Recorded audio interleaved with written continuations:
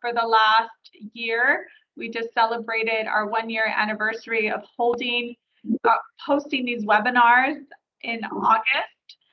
And as you have seen, they have consisted of various topics ranging from, specific programs, services.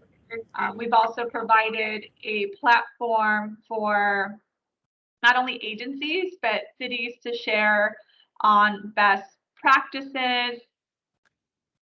Today's webinar is special to us because it consists of a homelessness panel.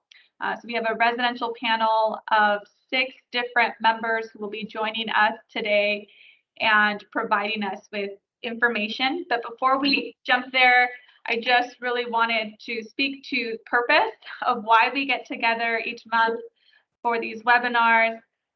These, again, are really targeted at providing us to hear from local experts in our community who every day are engaged in providing direct homeless services, but are also engaged in helping shape policy, whether it's at a local city level or county level.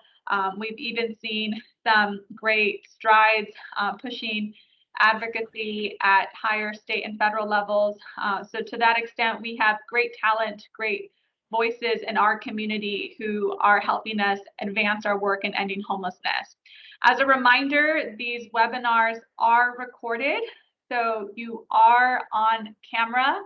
So make sure that if your camera is on, we're seeing you at your best angle, and we want to remind you to mute your devices throughout the presentation.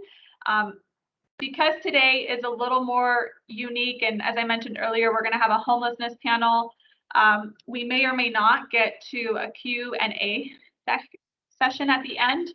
However, feel free to use the chat box feature to type any comments, give kudos to the speakers, and ask any questions in the chat box. And again, if we can get to them, we absolutely will. We are already planning a way for future webinars. Next month, we will be featuring speakers who will be touching on programs that target individuals who are living with HIV or AIDS. So we already, again, just to demonstrate, I've already booked speakers for future months, but of course, always looking for more. So if there's a particular topic, subject that you would like us to feature or you would like to speak on, please don't hesitate to email us at coc@rivco.org. And we'll jump over to the next slide and quickly provide you with the agenda for today. Doing the welcome now. I'll be handing it over to Greg here shortly, who will provide an overview of the workshop, why we're conducting this homelessness panel and who our speakers are, which you see on screen. We're joined by Christina, Monique, Aiden, Roberto, Angela, and Diane.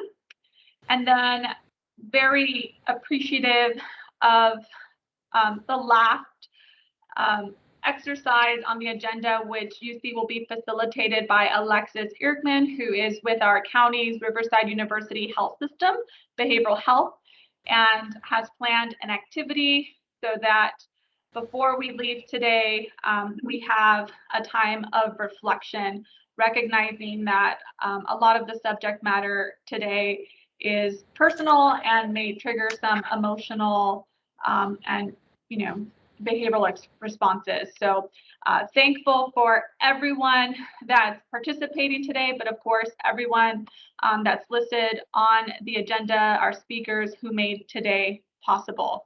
In addition to Melanie Wilson, who is the key organizer, coordinator of these events. So Greg, I'll go ahead and hand it off to you to talk about purpose, and then Melanie, if you can advance to the next slide so folks can get a preview of who will be speaking today.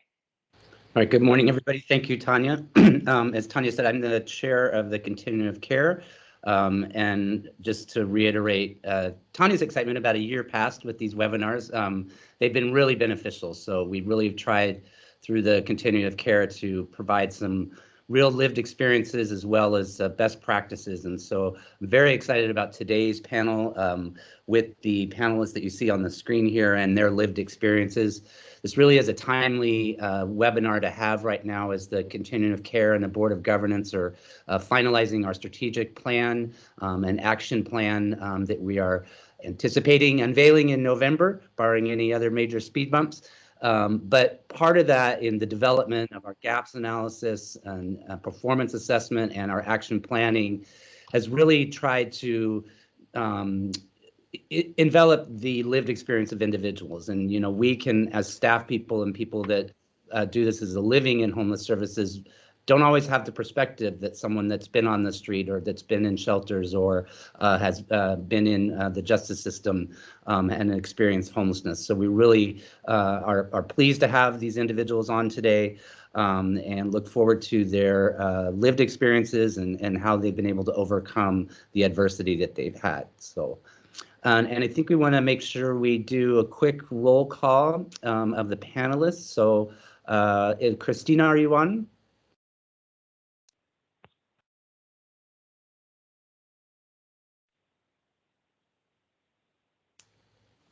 I'll come back to Christina. Monique, are you on?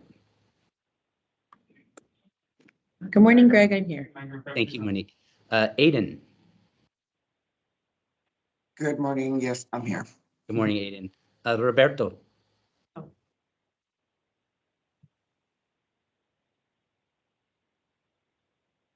Yes, he's here. All right, great. Thank you. Angela. Yes, we're here. Okay, and I believe your husband Cliff is with you, correct? Yes, sir. I'm here. All right, great. Welcome, Angela and Cliff. Diane.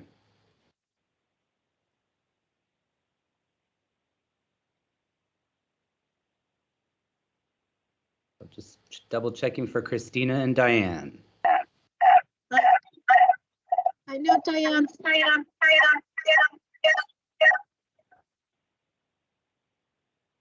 I'm here, Christina. Okay, great. Thanks, Christina. All right, I believe we have everybody here. So I think, Tanya, if we're ready to dive in. We will do that. Thank you so much, Greg, for that introduction. And thank you to our panelists. Just to give everyone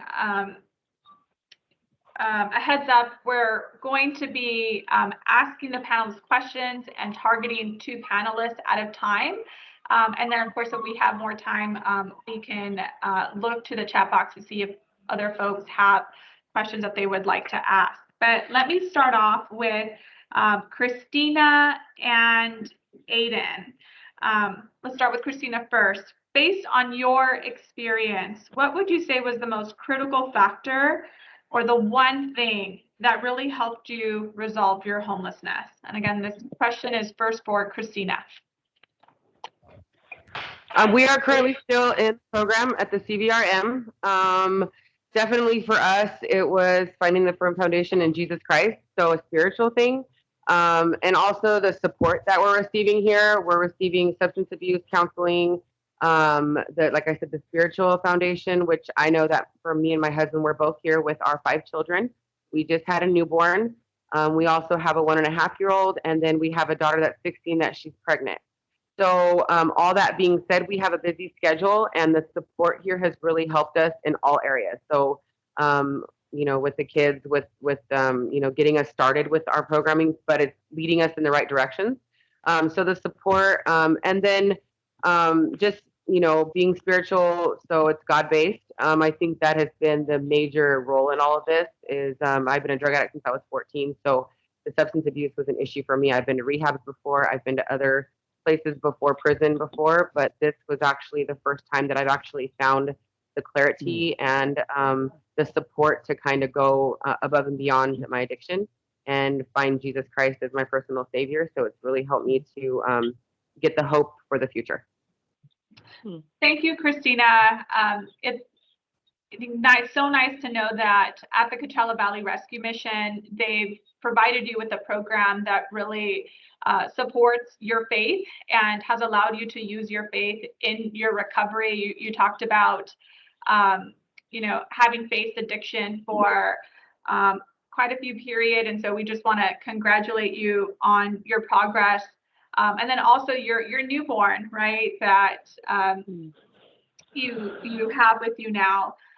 Is there anything that, and it doesn't have to be specific to CVRM, but in your journey to try and get help that didn't work? Like, what was the one thing that interfered with you getting help, perhaps in a more, quicker way? I was actually glad that you asked me this. The big thing that we definitely needed, still need, is the family base. My husband and I are separated in the program, and our children, it's hard for us to all be in one room. So that's definitely something that I would ask be the only thing that could be changed. So a program that would keep you guys together, allow you to participate together. Good stuff. Thank you so much, Christina. Thank you. Definitely noting your feedback. Thank Aiden, you. now this question is to you. If you can tell us, based on your experience, what was the one thing that made all the difference? So for me, it was just the support, the compassion, the how we could relate. I was constantly speaking to people who cared. There's a difference. People can say they care. They can, and they're very brief when they talk to you. When I was spoken to, there was this interaction where we had chemistry. The person understood me. The person was listening, was hearing to me. There were questions. The right questions were asked. Questions that I've never been asked before. It was just. I felt safe. I felt like someone cared, and the resources provided to me by these people were just a beacon of hope for me. Because I didn't know that none of this existed, that this kind of help existed, that resources existed. So for someone like me who came straight from the streets, who was dealing with mental health issues, who was dealing with substance abuse, to be told that there is another way, and that there is help available for me, and that it's okay. What I'm going through, it's real. What I'm feeling is okay. What's happening is correct, but it's only temporary. So for me, that was a huge deal, to find the compassion and the resources, and the time, the time invested in me. It was just, it made a whole difference for me. Aiden, there's no doubt that you just radiant hope. There's this light on you and the rest of our other panelists that I love. And I love that you really speak to the community support that you received during our quick meeting yesterday. You shared that support really came from county staff who were paid to support you. And so I think that speaks volumes, because there was one thing that you shared yesterday in which you said, yes, I know they were getting paid to help me, but the fact that they went above and beyond. So I don't know if you want to just maybe elaborate on that piece. I thought that was so absolutely. So, yes, I've dealt with a lot of things. I dealt with APS. I dealt with a lot of things, a lot of different places, but with the county, it was just so surreal to me. I understand that people get paid and they're brief, they're quick, they ask questions, some certain questions. It seems like, it's rehearsed, like there's a format. But with the county help, it didn't feel that way at all. I can relate to the person. The person was right there, and I feel like the person walked the journey with me. And it was just, that was the shock for me, but it was a good shock, because it was like, you care. I can feel it. That person didn't have to tell me. I knew it. I felt it. Thank you, Aiden. Such great feedback. Greg, I'll go ahead and hand it off to you for question number 2. All right. Thank you, Tanya. So my questions are going to go to Monique and Roberto. And we'll start with Monique. Monique, based on your experience, what additions or changes would you recommend we add to our programs to address homelessness in a more effective way? Hi, Greg. And then hi, everyone. Good morning. Thank you, Aiden and Christina, for sharing thus far. You guys are inspirational. And so based on my experience, so as I would say, as like a formerly homeless youth, as a former foster youth, as an older sister, there wasn't a lot of programs that kept me and my siblings together. So if it was a foster home, right, they would have to put us in separate homes. If I was looking for rental assistance for all three of us, right, especially with like Section 8 or other government programs, the requirements don't allow for all three of us to be in like a one bedroom. So that was really tough and I couldn't afford anything more. And also just having more resources for youth that are transitioning, that are between like 18 to 24. I don't feel like there is enough support. And also it's a really tough age, right? Even if you weren't going through some of these things that we've experienced, just being at that age is tough to find somewhere to rent, to figure out what you're doing with your life. And so when you put homelessness and the lack of family support, and then you put having siblings on top of that, right? I think I would definitely add more programs that address that youth age, even more transitioning programs that as requirements or that can be flexible with its requirements. Because I did emancipate when I was 17. And so I didn't qualify for a lot of stuff that I wish somebody would have told me I did. So also that information, just letting youth know, so like a wraparound service, letting youth know where they can get support, educational support, family unification support, and then possibly just being able to, kind of like Aiden was saying, have people connect to people, not just resources. I feel like as a youth, still as a youth, I'm 23, and I do appreciate the fact that even though people are getting paid to do their job, that they go above and beyond and kind of make me feel sometimes like, like if I was their child, this is how they would care for me, and having that feeling of you treat me like if I was your family member, if I was, and I think that's how it should be when it comes to this work and these programs, is we need to treat the individuals that we work with and that are being served, right? Like they were our family. You want to make sure that you're connecting with them. If you have relevant experience, trust me that it helps for them to relate to you, because then you feel like if you're in the place that you're in now and you went through this, then I'm gonna get through it. So it's really helpful to just, really relate with people and connect people to people and then resources. Great. And Monique, we're a little common theme between you and Christina about the need to keep family together. And I think that is something, I see Tanya nodding her head, that we really need to make note of. And how do we work with some of our service providers to overcome that barrier?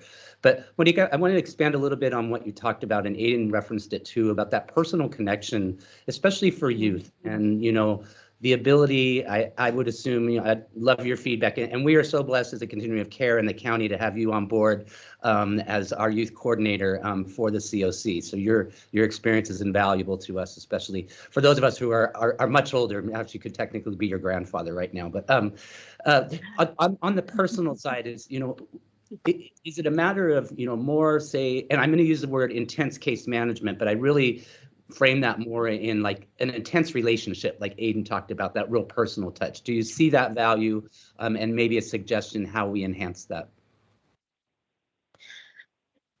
Definitely. I think it has so much value to know that somebody cares for you beyond just your circumstance and the job at hand. I feel like a lot of TAPE programs did a really good job at just making sure that they address my concern for my siblings, even though I should have been concerned about me, right? Because if I wasn't stable, and it was just something that I didn't get through my head, like if I wasn't stable, I wasn't going to be able to help them. If I didn't have a job, I wasn't going to be able to support them. If I didn't stay strong, like they weren't going to be okay. And so that personal relationship that I have with a lot of the people that worked in the tape programs that I was a part of were just really personal. It was little things that made a difference, right? Answering a phone call at 8 p.m. when I know that you're off work at 5, but I'm having a crisis at 8 and I don't know who else to talk to. And I call you because I trust you. And not having to speak about that, but they just kind of knew that, or moments that I don't know, I would just hug them and they would just hug me back. And it was those moments when I'm like, like I don't need you to say anything. I just need you to know that your affection beyond, what your job is means the world to me. And that's kind of what pushes and I think propels a lot of us to just keep going and really motivates us to know, there's people that care. And I've always told my siblings, like, family is whoever you make it. And even though we don't have, mom and dad, we have tons of moms and we have tons of dads, and we have grandparents at churches that help us, and we have cousins and siblings in every program that we go to. So it's funny when they're like, oh yeah, that's my sister, and it's their CASA worker, or they're like, it's my aunt and it's somebody that we worked with in a tape program, and it's just building that like connection of support and that network that we need, and that looks differently for everyone. So right, the people that do this work, just being able to know that, right, especially now that I run like the youth action board, I let them know of my experience, and I let them know that at the end of the day, I care about our youth more than just, I see you guys on a bi-weekly basis, right? I always extend the hand, if you guys need anything, if there's ever a program that I can connect you with, if you ever need to just, talk and you need support, I'm here because I know how valuable that is. Great. Thank you, Monique. Roberto, I know that you went through the project Room Key, and so I'd like to get your take on what additions or changes would you recommend going through that program or in the services that you are in now?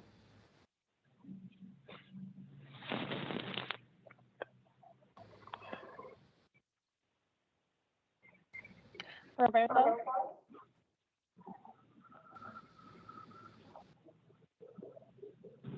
Roberto, you might need to press *6 in order to unmute yourself. Hello?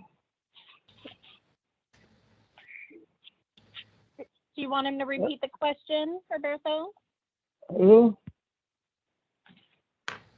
Hey, Roberto, can you hear us? Hello? Yeah. Say it again? Yeah, can you hear us, Roberto? Hold on. It's pretty louder.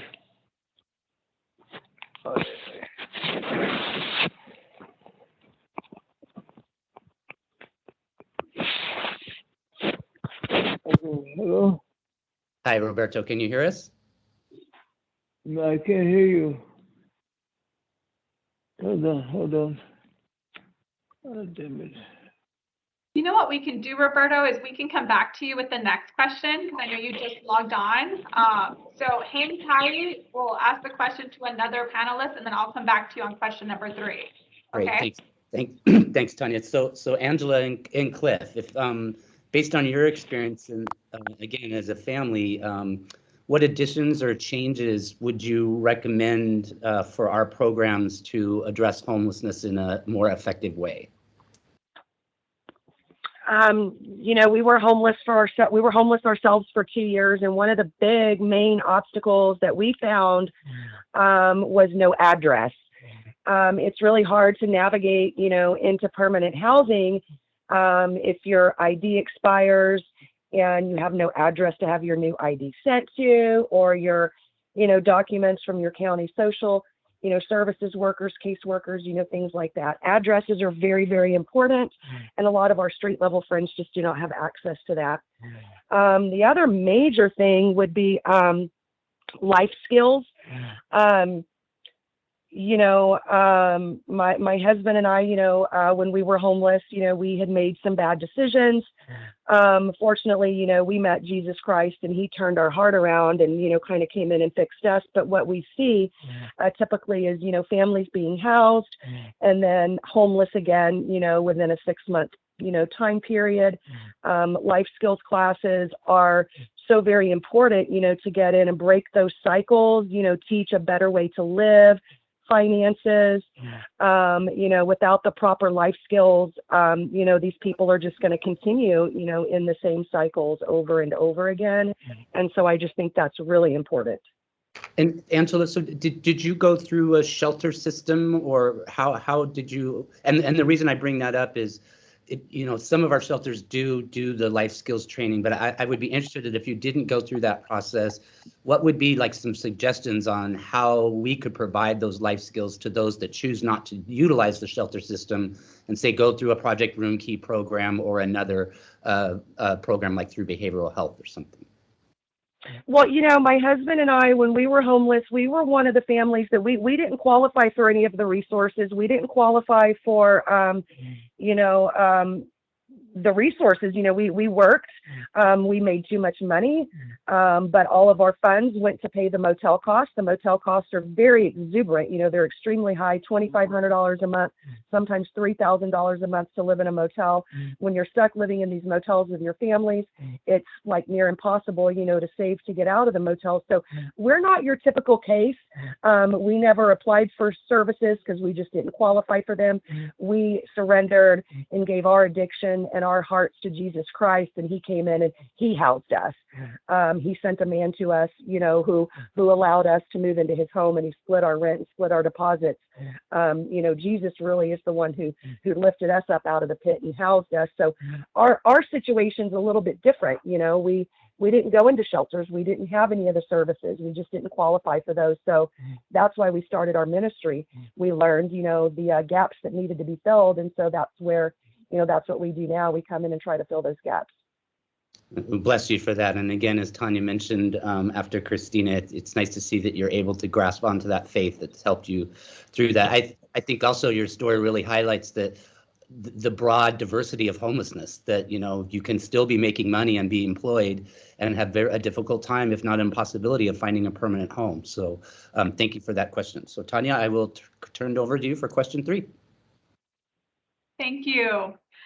For question number 3, Diane and Roberto, if you can be ready, I'm hoping that you can help answer this one. Diane, we'll start with you. But based on your experience, what number one advice would you give to people, staff, workers, the people that are, working in emergency shelters, providing street outreach services, supporting the different housing assistance programs? What advice would you give to those staff to, in their work in helping people resolve their homelessness? Diane, can we start with you?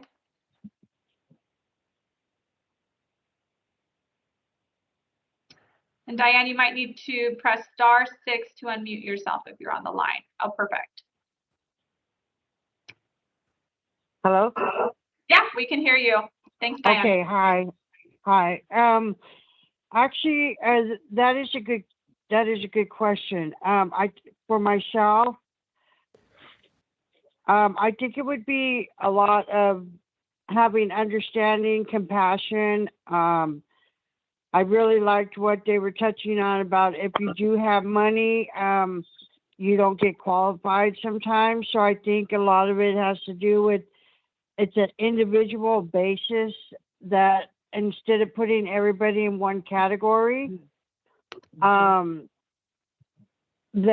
it seems that a lot of people get lost through the cracks.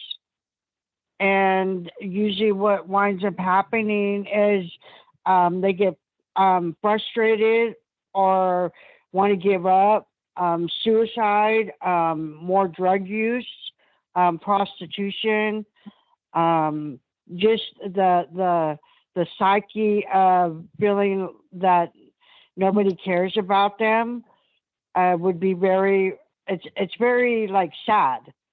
And even today when I see young girls walking around homeless and just look in despair and like there's nobody there to help them, and regardless of where they're coming from or what's going on, that sometimes it's just people don't want to reach out. So I think a lot of it has to do with having more compassion, understanding, open-mindedness. What else?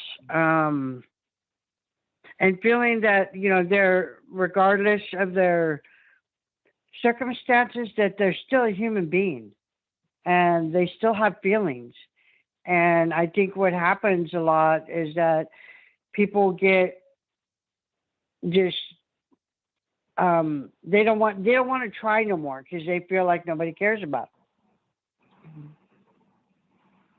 Diane, definitely, you're definitely speaking to us that do the work. And I know we're all making notes to remember these things when we connect with people who are seeking help. I think the other thing in reading your bio is that you are very open about sharing that, you are currently receiving assistance through the Adult Reentry Grant Program. Yes. And so Yes. as someone who has gone through the justice system, been assisted, Yes. or working directly with probation, you've also had that additional challenge to overcome. Do you just want to share a bit on how that, how that experience has led you to where you are today? Well, yeah, because when I I had gotten some trouble in my life, and I made mistakes, and I was in the wrong place, wrong time, because I was homeless. I was trying to provide for my wife then that was dying, which she did die, and I winded up going to jail, serving my time, getting out, doing my probation, but I was still homeless, and there was not really that much resource then, and I was going to like it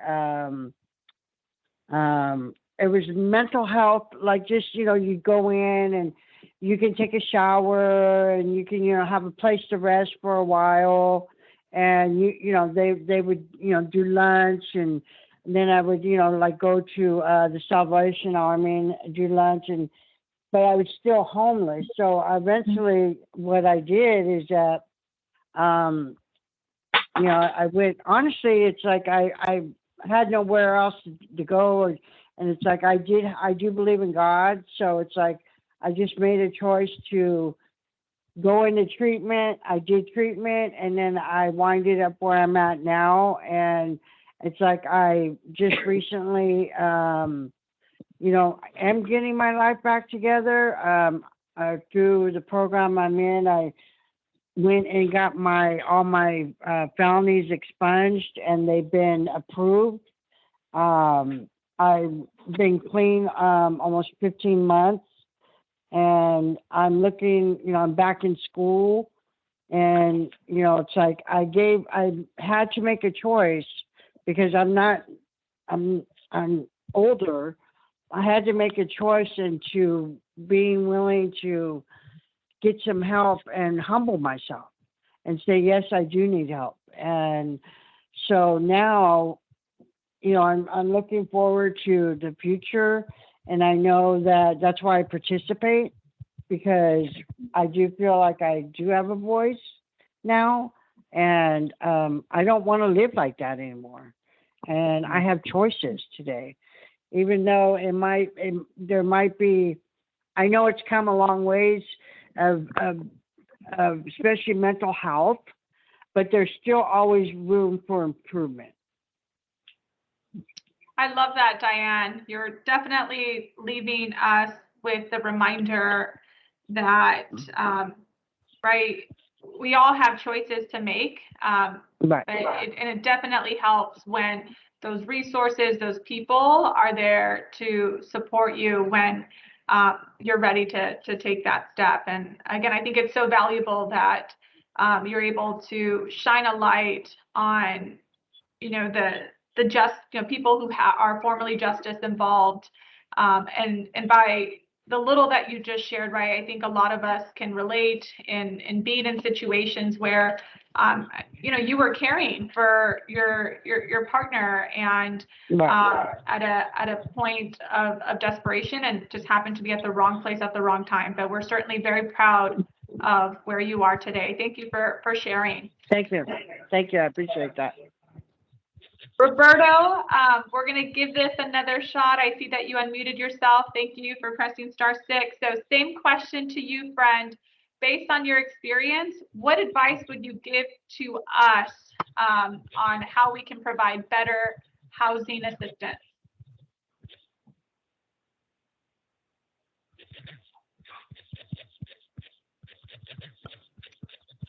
Roberto? You know what? We may need to jump ahead, Roberto. I just want to thank you for your time. Just so everybody knows, Roberto was part of our planning meeting yesterday. And as Greg mentioned earlier, he is one of many seniors who were assisted through our Project Room Key program.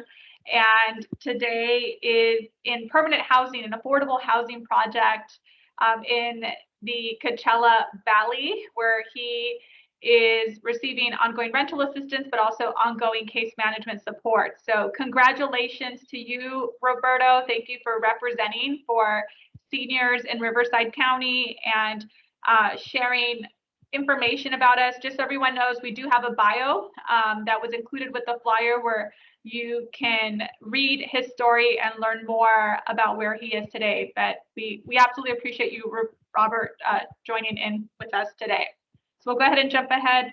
Greg, I'll hand it back to you for question number 4. All right, sounds good. Thank you, Tanya. So I'm going to address this to Christina, and we'll just do the same combo again, Christina and Aiden, actually. So Christina, the question, it's kind of simple. It's how long did it take you to receive assistance? But I want to expand on that a little bit. Is how long were you homeless, and then when did you make your decision to seek assistance, and then how long did it take to get that assistance once you decided to ask for that? So we're actually still homeless. We are still at the CVRM, my husband and I and our 5 children. And we signed up for the Section 8. We signed up for the SPDAT. We're working with Child Protective Services right now. We did receive all of our children back from foster care, thank God. But we are on a slow process. We actually just talked to CPS. They signed us up for a new thing called linkage. We did get declined for that because my husband did start working here at the CVRM. And so we do have income. We also just got disapproved for CalWork. So we are not receiving any kind of financial assistance. So that's, of course, hard. And our income is not enough for us to, go in to get our own apartment or anything like that right now. So we're kind of on a waiting, like a standstill, waiting for SPDAT, waiting for CPS to see if they have any other kind of programs. Again, we can't afford to live on our own. We are about to graduate the program, so they only give us a certain amount of time after we graduate the program to find housing. So we're up against a big challenge. We're staying positive about it. We know that God is our provider, even though he does send people to help us out, which he has, but we got no real answer yet. Like I said, we're just kind of waiting on a miracle or someone to definitely tell us that we're approved, but we are waiting on several different programs. We do appreciate the programs that are out there to help us. We just are, like I said, kind of in a challenge right now. We're just happy to be sober. We're happy to be here. We're happy to have our children back, of course, and we're happy to be a part of anything that can help lead others to Christ or lead others to sobriety. And so, excuse me, Christina, how long have you been at CVRM? We came originally in February, at the end of February. We joined the Annex program, which is the beginning program. It's kind of like the homeless shelter they have here. And then we both decided to do the program, of course, because our children were taken by Child Protective Services. As soon as we joined the program, we were on a quick road to recovery because we both found Jesus Christ being back here. CPS actually gave us our 3 older children within 2 months back because of our quick recovery and then all the things that we were doing. And then we got our 1-year-old back in May. So it was about 4 months after we got to the program. And then we just had our newborn son as well, and we didn't have any problems with CPS trying to take them, which was amazing. And now our daughter is about to have a baby in November as well. So we're trying to find housing as quick as possible, but we've been here all together 7 months. Great. So, and you're in a very good facility, and I know that they know all the programs to try and assist you. And I've got a couple ideas I'll run by Tanya that we might be able to assist on this. But I just want to, on the recovery side of things, and especially when children are involved, it's a personal issue with me because of my sister. I actually adopted one of her children. But one of the best things about my job is on a monthly basis is attending the family preservation courts that the county does with addicted parents that have lost their children. And to see those reunifications, it just brings tears to your eyes. So congratulations on that. Aiden. Thank you so much. You're welcome. And Aiden, to you, same question is, how long were you either on the streets or homeless or couch surfing? And then when did you realize you would seek help? And then how long did that take to get that assistance? Thank you for that.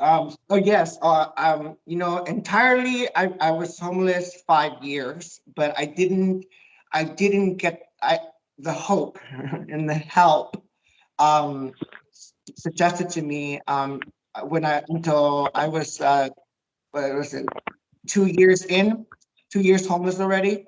And it was really hard at first. I'm not going to lie. It was I have a bittersweet memory of all that because I am LGBTQ and community. I identify obviously as a gay man, and my journey to homelessness has been a terrible one. I was raped, I was stabbed, I was forced into human trafficking. I mean, the list goes on. And so when the help was given to me, and the only availability was, let me put you in a sober living with 18 men, it was terrifying. It was discouraging because at first I was like, you don't understand. You do hear me, please listen to what I'm saying. But I understood that at the beginning, there is not a lot of LGBTQ programs. There isn't. The lack of compassion for that regard is very minimal. At least from my experience, it hasn't. I mean, I have had a great experience because the people that I'm just so blessed, the people that were assigned to care for me, they were compassionate enough to call different sober livings and ask, do you accept LGBTQ? This person is high vulnerability case, et cetera, et cetera. But I stop and think, if these people were not compassionate enough, I would be dead. And I wouldn't be living right now in a home because these people stopped and heard me. But it was not immediate. The help that I needed didn't come until 6 months in. The help that was available happened within a month or two. Actually, no, 2 months. So it's just, I'm in a place where I just would have wished that there was somebody that there was more LGBTQ higher staff that would have understood me and know how dangerous it is for men, gay men and women to be homeless in the streets. So yeah, it took me about 6 months to finally get the help that I needed. It took 2 months in to provide with whatever there was. Thank you, Aiden, and thank you for being courageous about your story. I want to expand just a little bit, and we'll try and do this quickly, but on, did you find that once you talked about the great help that you got from the county family, did you feel that they were sensitive and aware of you being a gay man and the unique needs that you might have once you got into that county system?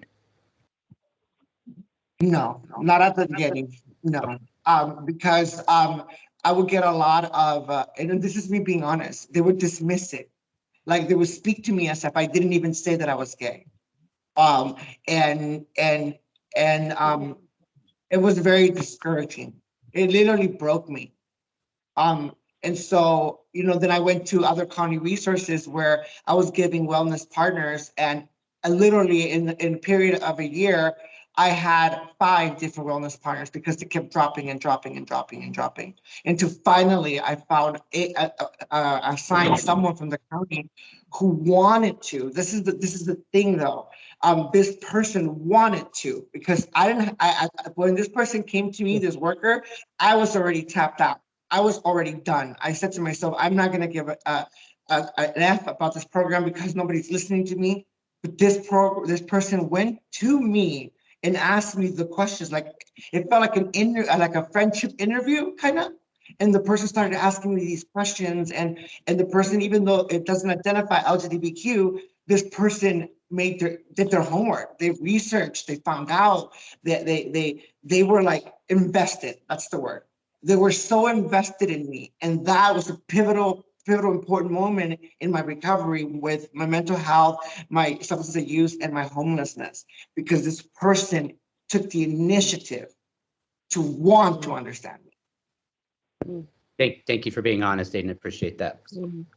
Tanya, can we make note of that just for you and I to follow up with on how we can approach that with staff? I think it's just a matter of education and training, and not just for gay and lesbian individuals, but transgender individuals as well. So again, thanks for your honesty, Aiden. Appreciate that. So, all right, back to you, Tanya. I don't know if we have one more or. We're going to try to do one more, and I'm going to be courageous and take a risk here. Monique, Diane, and Angela, we have about 4 or 5 minutes. I'm hoping each of you can give us 1 minute to this response.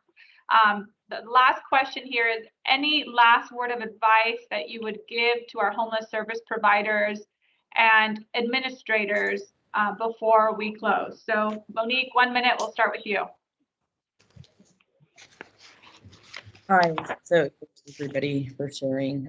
Again, your stories are so powerful, and it's just so inspiring to hear everyone that has such a unique story. And so I think the advice that I would give to our homeless service providers is that, you know, everything you say, everything you do, right, whether you think it works or not, whether you think, you know, like, this person might not want this help, or, you know, I'm going to make an assumption of anything, right, is just don't make assumptions, right? It's you want to ask, you want to communicate that you want to know about, you know, their story, you want to know what their needs are, right? You want to listen. Sometimes, even if an individual isn't ready for support or assistance, having a person to just hear out their story will make a difference, and that'll put them in a place where they're like, you know, I have this story and I have this experience, you know, I'm gonna go look for help, you know. So sometimes it's just listening to someone's story, and really just hearing them out. Love that, Monique. Walking away with don't make assumptions. We'll jump over to Diane. If you can answer that same question again, we're tight on time, 1 minute. Last words of advice to us. You know what comes to mind, honestly, is the staff fighting for the client. And no matter what, fighting and bringing on more staff members and going to the top, no matter what the cost is, including their job. I mean, because we are human people and we're worth something. So I think it would be definitely, you know, it's a risk and if you believe in your job, do your job and do it as the best ability as you can, regardless of whatever the consequences may be. Beautifully said. Advocate, be a voice for the people that you serve and you represent. Love that. Thank you so much, Diane. Thank you. Yes. All right. And Angela, we'll end with you. Same question, 1 minute. Please, any last words of advice, friend? Absolutely. Never give up. We never want to give up on our friends. You know, sometimes it can get frustrating, but we never give up. We take a step back, reevaluate the situation, and approach with a different option or solution. Sometimes it takes, you know, 77 times, you know, before a person makes a change, but we have to be patient. You have to realize that you are not going to understand it unless you've lived it. And sometimes helping hurts. We never want to make someone comfortable in their homelessness. We want to make them uncomfortable in their homelessness so that we can create the change within them that's going to bring the transformational healing to break the cycles and break the bondages, to break the homelessness. So that's my words of advice. Never give up. Thank you so much, Angela. Thank you to all of our panelists who graciously gave of their time today, but also of their personal story. I just want to remind you that your feedback is valuable and will be used to help us as we develop new programs, as we work on obtaining new funding for more services, sheltering programs, etc. So thank you guys so much. I am leaving with lots of pages of notes and inspiration. I also want to thank Greg Rodriguez, our COC chair, who also jumped in to help moderate and facilitate this discussion. Greg, we appreciate you. You always rise to the occasion. Rarely ever, I can't even think of one time you've told us no. So thank you so much for supporting the cause. We appreciate you. You're welcome. Thank you. With that, we will advance to the next part of this program, in which we will have Alexis Irkman, again with the Riverside University Health System Behavioral Health Services, leave us with a grounding exercise. Alexis, thank you so much. I know we reached out to you very last minute, and again, just thankful for people like you who not only work with the county, but are equipped to help us with these types of activities. So thank you for sharing of your time today. Yeah, you're very welcome. So my name is Alexis Irkman. I'm going to guide you all through, I would say, an 8 to 10 minute guided meditation. So just before I start, I want to say, when it comes to grounding exercises and activities, we can practice these in the moment, or we can incorporate them into our daily practices. We really want to be mindful and aware of how our bodies react to stress. And when we notice that, we really want to kick into gear how to bring our stress levels down. So that's for all of us. We're experiencing stress on a day-to-day basis. So with that said, let's just jump right into it. Thank you all for sharing your stories and letting me be a part of this. So you can keep your cameras on or off, whatever is comfortable for you. You can keep your eyes open or closed, whatever is comfortable for you. If you do keep your eyes open, I would say focus on one point, preferably maybe above your computer screen or just below the line of your monitor. I will be reading a script. There will be pauses. That doesn't mean that I'll be finished, but I'll let you know at the end when we are finished. So just be mindful of that. So we're going to start our practice today. Try to remain still and without movement. Should sensations of discomfort arise, quietly remain with them at first. Understand that sensations of discomfort are used to deepen our awareness and our experience during meditation. If you need to adjust your body to ease any discomfort, please experience each movement as a deepening into your practice. Firmly resolve that everything you do supports and enhances your experience of meditation.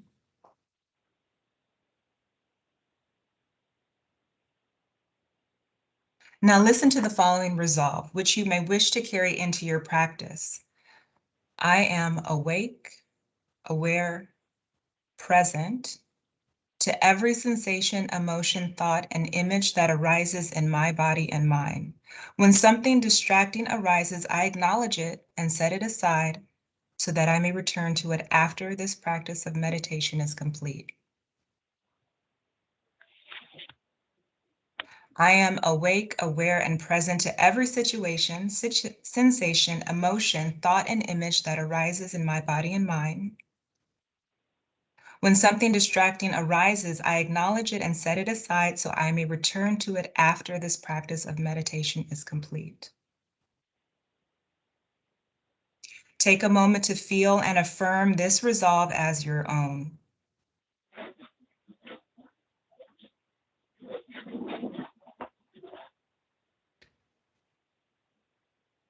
Now allow my words to be your words as we rotate our attention throughout our body, sensing your mouth, lips, teeth, gums, ceiling of the mouth, floors and walls, left and right, back of the throat, tongue, jaw, the entire mouth and jaw as radiant sensation.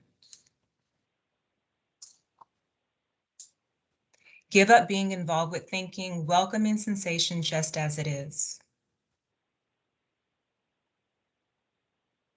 Sensation of the left ear, right ear, welcoming both ears simultaneously as radiant sensation.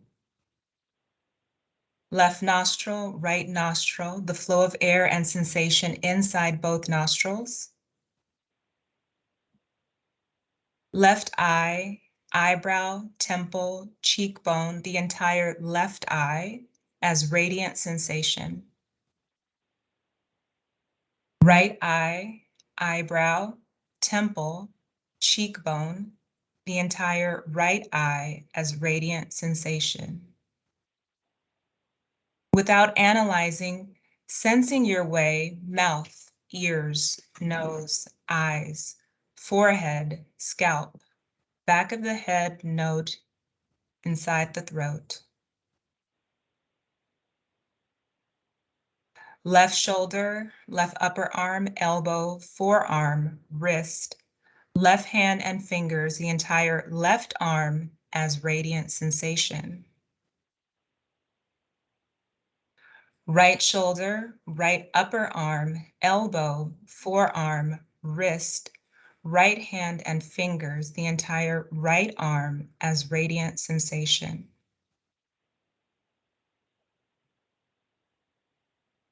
Upper chest, middle chest, belly, upper back, middle back, lower back, the entire back of the torso, front of the torso.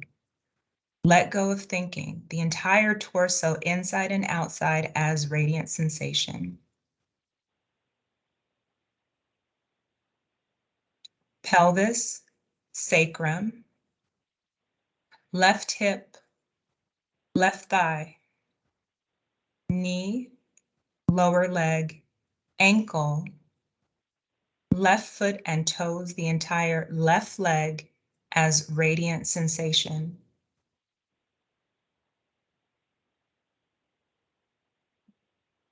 Right hip, right thigh, knee, lower leg, ankle, foot and toes, the entire right leg as radiant sensation.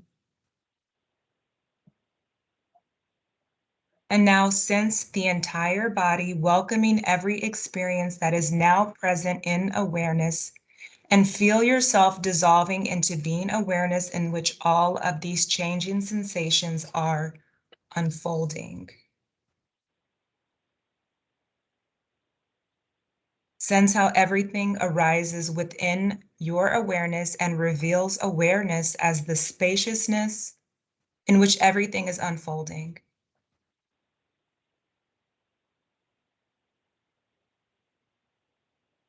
Everything to be just as it is without trying to change or understand anything, simply being just as you are and everything just as it is, being spacious, unchanging awareness, even as changing experiences come and go, openness open to itself.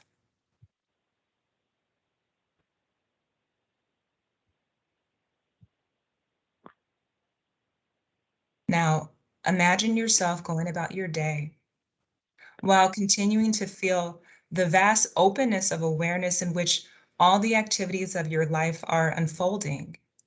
Feelings, emotions, thoughts, sensations, your personality, the feeling of well-being, and this indescribable perception of awareness. Allow your body, mind, and personality to be authentically free, just as they are. Recognizing how in each moment, you always know the exact and perfect response to each situation that you encounter in life.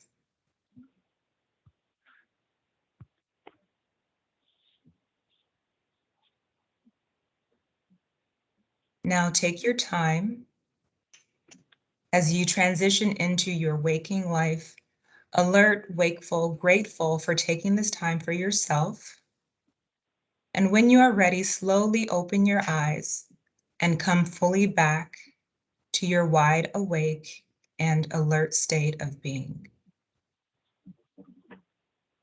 And this will conclude our meditation for today. Thank you. Thank you, Alexis, and thank you everyone for participating in that exercise.